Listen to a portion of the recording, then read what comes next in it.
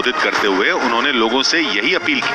सभी तीर्थ क्षेत्रों में स्वच्छता अभियान चलाएं, अपना श्रमदान करें। 22 जनवरी को अयोध्या में प्राण प्रतिष्ठा समारोह से पहले तीर्थ स्थलों की सफाई का लक्ष्य है। प्रधानमंत्री ने नासिक के कालाराम मंदिर में सफाई करके इसकी शुरुआत कर दी और लोगों को इन 11 दिनों में अपने अपने शहरों के तीर्थ स्थलों में स्वच्छता अभियान चलाने का संदेश दिया। कालाराम मंदिर नासिक के पंचवटी क्षेत्र में है और पंचवटी क्षेत्र का राम के जीवन में बहुत महत्व रहा है, क्योंकि 14 साल के वनवास के दौरान राम, लक्ष्मण और सीता ने पंचवटी क्षेत्र के दंडकारण्य वन में कुछ साल बिताए थे और इसीलिए प्रधानमंत्री के अनुष्ठान की शुरुआत नासिक से होना अहम माना जा रहा है। क्योंकि पुराणों में कहा गया है कि नासिक के जिस पंचवटी क्षेत्र में ये कालाराम मंदिर है, राम ने वनवास के दौरान इसी क्षेत्र में कुटिया बनाई थी। प्रधानमंत्री ने भी राम मंदिर में प्राण प्रतिष्ठा से पहले अपना 11 दिन का अनुष्ठान यहीं से शुरू किया। इससे पहले उन्होंने सुबह सुबह एक ऑडियो शेयर किया और इस अनुष्ठान की जानकारी दी। मैं आज से 11 दिन का विशेष अनुष्ठान आरंभ कर रहा हूं। प्रधानमंत्री ने करीब 10 मिनट के संदेश की शुरुआत राम राम बोलकर की और बताया कि अपने 11 दिन के अनुष्ठान में वो यम नियमों का पालन करेंगे। शास्त्रों के मुताबिक किसी देवता की मूर्ति की प्राण प्रतिष्ठा से पहले कुछ कड़े नियमों का पालन करना होता है। यम नियम वही नियम है। इनमें 5 बातों का खास ख्याल रखना होता है। इनमें सुबह सुबह जागना, पूजा पाठ करना और साधारण खाना खाने जैसे नियम शामिल हैं। अपने 11 दिन के अनुष्ठान में प्रधानमंत्री इन्हीं नियमों का पालन करेंगे। नासिक के कालाराम मंदिर में इसकी झलक भी दिखी, क्योंकि नासिक दौरे पर प्रधानमंत्री ने सबसे पहले कालाराम मंदिर में पूजा पाठ और भजन कीर्तन किया और फिर नासिक में प्रधानमंत्री का रोड शो हुआ। प्रधानमंत्री वहां नेशनल यूथ फेस्टिवल का उद्घाटन करने पहुंचे, लेकिन इससे पहले वो नासिक की सड़कों पर निकले और एक खुली गाड़ी में महाराष्ट्र के मुख्यमंत्री और दोनों उप मुख्यमंत्रियों के साथ नजर आए। रोड शो के लिए प्रधानमंत्री की गाड़ी फूलों से सजाई गई और इस पर प्रधानमंत्री के साथ एकनाथ शिंदे, अजित पवार और देवेंद्र फडणवीस तीनों सवार हुए। रोड शो के दौरान सभी नेताओं ने हाथ हिलाकर लोगों का अभिवादन किया।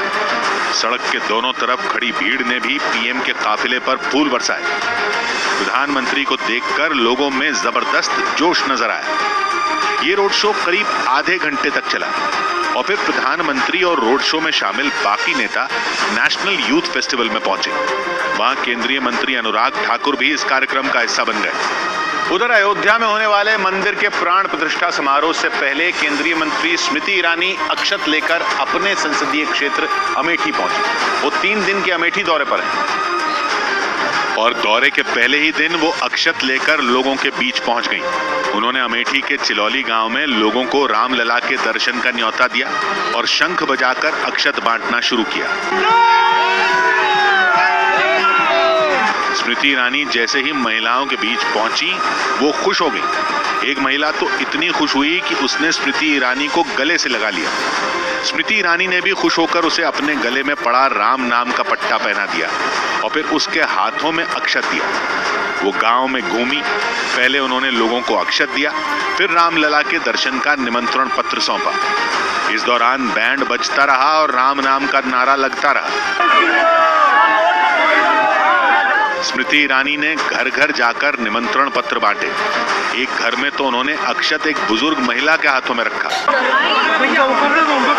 पीछे आ जाओ।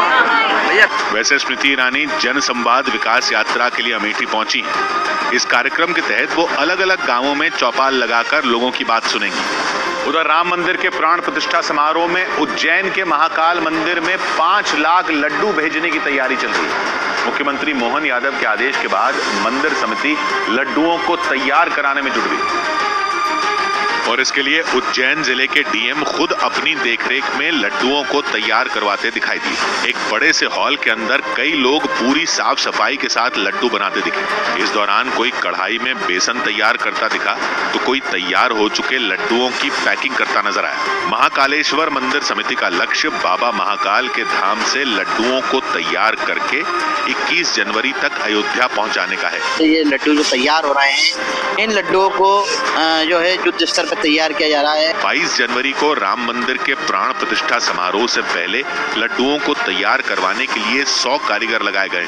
महाकाल धाम में तैयार हो रहे एक लड्डू का वजन करीब 50 ग्राम यानी 5 लाख लड्डुओं का वजन करीब 250 क्विंटल के करीब होगा और कीमत के हिसाब से ये 1 करोड़ रुपए से ज्यादा के होंगे। यानी शिव के धाम से राम नगरी में 1 करोड़ के लड्डुओं का प्रसाद भेजने की तैयारी है।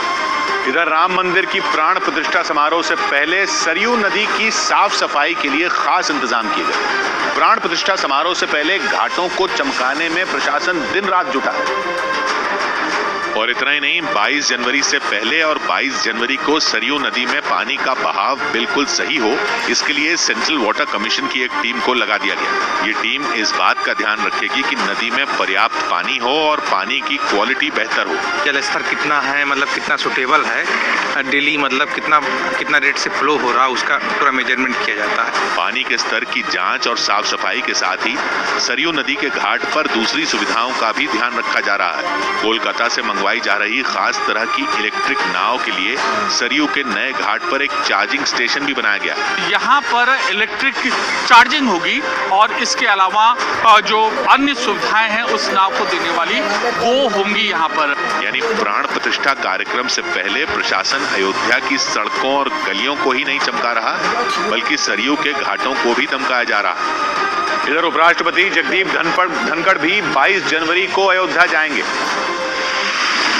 रामलला के प्राण प्रतिष्ठा समारोह में उपराष्ट्रपति जगदीप धनखड़ भी शामिल होंगे। विश्व हिंदू परिषद के कार्यकारी अध्यक्ष आलोक कुमार और राम मंदिर निर्माण समिति के अध्यक्ष नृपेंद्र मिश्रा ने उन्हें निमंत्रण पत्र सौंपा। महान अवसर पर आमंत्रण प्राप्त कर मैं अभिभूत हूँ। अयोध्या में रामलला के प्राण प्रतिष्ठा समारोह में आने वाले मेहमानों को खास तोहफा दिया जाएगा। श्री राम जन्मभूमि तीर्थ क्षेत्र ट्रस्ट के मुताबिक करीब 8000 अतिथियों को गीता प्रेस की तरफ से अयोध्या दर्शन और राम से जुड़ी किताबें दी जाएंगी। गीता प्रेस की स्थापना का लक्ष्य पूरा हुआ। खबर है कि 22 जनवरी को प्राण प्रतिष्ठा के दिन रामलला को 56 भोग लगाया जाएगा। इसके साथ ही उस दिन राम भक्तों को प्रसाद देने के लिए देसी घी के लड्डू भी बनाए जा रहे हैं। उधर डीआरडीओ ने एक और बड़ी उपलब्धि हासिल कर ली। सेना के लिए रिसर्च करने वाली संस्था डीआरडीओ ने नई पीढ़ी की आकाश मिसाइल का सफल परीक्षण किया। ओडिशा के चांदीपुर में इसका टेस्ट किया गया और इस दौरान मिसाइल ने अपने टारगेट को नष्ट कर दिया। इस कामयाबी के लिए रक्षा मंत्री राजनाथ सिंह ने डीआरडीओ को बधाई दी। उत्तर प्रदेश के मुख्यमंत्री योगी आदित्यनाथ लखनऊ में राष्ट्रीय युवा दिवस समारोह में शामिल हुए। इस दौरान उन्होंने स्वामी विवेकानंद युवा सशक्तिकरण योजना के तहत छात्रों को स्मार्ट टैबलेट बांटी। उधर केरल कांग्रेस के अध्यक्ष की गिरफ्तारी के विरोध में कन्नूर जिले में युवा कांग्रेस के कार्यकर्ताओं ने जमकर विरोध प्रदर्शन किया। वहां बड़ी संख्या में प्रदर्शनकारी पोस्टर बैनर लेकर डीएम ऑफिस के बाहर इकट्ठा हुए और पुलिस के खिलाफ नारेबाजी की। लेकिन वहां सुरक्षा में तैनात पुलिस कर्मियों ने बैरिकेड लगाकर उन्हें डीएम ऑफिस के बाहर ही रोक दिया और इसके बाद गुस्से से भर के कांग्रेस के युवा कार्यकर्ताओं ने गेट के बाहर ही नारेबाजी शुरू कर दी। इसके कुछ देर बाद ही वहां पुलिस ने उन पर पानी की बौछार कर दी, लेकिन प्रदर्शनकारियों ने भी डटकर उनका मुकाबला किया। इस दौरान बड़ी संख्या में कार्यकर्ताओं ने एक दूसरे का हाथ पकड़ लिया और खुद को बचाने की कोशिश करने लगे, क्योंकि कुछ कार्यकर्ता तो हाथ में झंडे लेकर वहां लगे बैरिकेड के ऊपर चढ़ गए। लेकिन वहां से सामने आई तस्वीरों में दिखा कि प्रदर्शनकारियों को खदेड़ने के लिए पुलिस ने पानी की बौछार और तेज कर दी और इसके बाद तो प्रदर्शनकारियों ने पानी की बौछार करने वाली गाड़ी को ही घेर लिया, जबकि कुछ कार्यकर्ता उस गाड़ी के ऊपर चढ़ते नजर आए। लेकिन वहां मौजूद पुलिस कर्मियों ने प्रदर्शन कर रहे युवा कांग्रेस के कार्यकर्ताओं को खदेड़ दिया। इतना ही नहीं, पुलिसकर्मी एक एक कर कार्यकर्ताओं को हिरासत में लेकर अपने साथ ले जाने लगे।